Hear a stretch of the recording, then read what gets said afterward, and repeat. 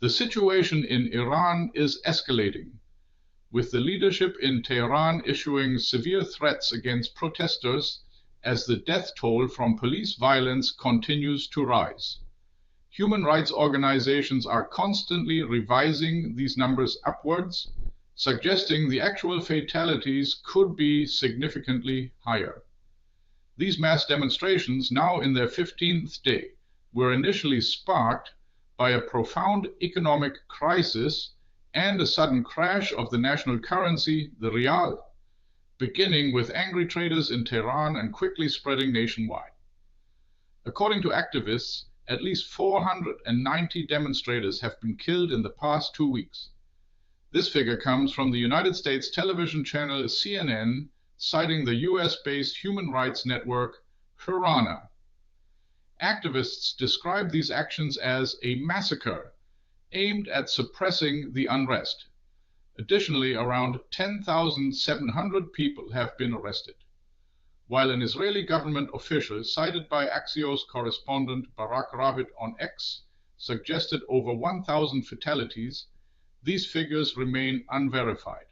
However, the actual number of casualties is widely believed to be higher. The Iranian authorities have also imposed a near-complete internet shutdown, with reports indicating phone lines are also affected, making communication with the outside world extremely difficult.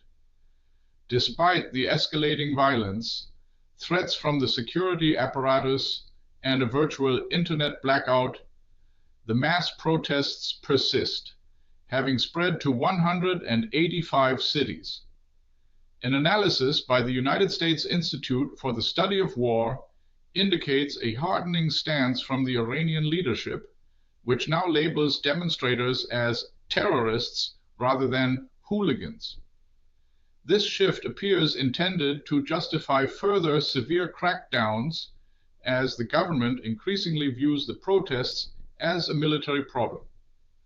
The Iranian parliament president, Mohammed Bagher Ghalibaf, openly accused the protest movement of trying to pave the way for a United States military intervention. Ghalibaf, speaking via the Iranian propaganda channel Press TV, declared that Iran's enemies would be annihilated, branding the demonstrations a terrorist war orchestrated by the United States.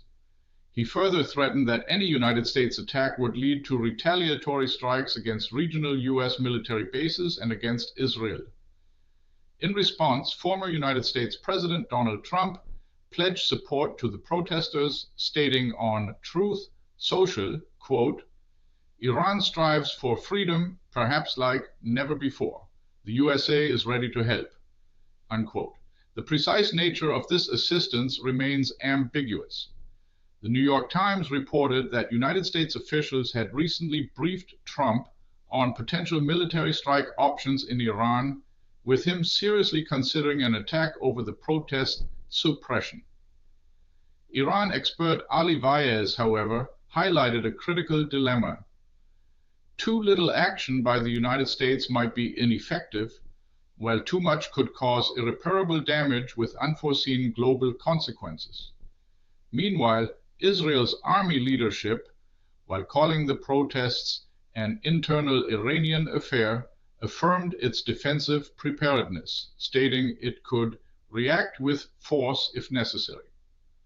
From his exile in the United States, Reza Pahlavi, son of the Shah overthrown in 1979, has called for continued demonstrations and nationwide strikes, specifically urging protesters to occupy and control central city squares. However, critics have deemed this approach irresponsible, warning that such actions could expose demonstrators to extreme danger from the trigger-happy Iranian authorities, particularly given the internet shutdown makes it unclear how widely his calls have been heeded. Stay tuned for more updates on this developing story. This video was generated using artificial intelligence. Thanks for watching. If you enjoyed this video, don't forget to give it a thumbs up and subscribe to our channel for more updates. See you next time.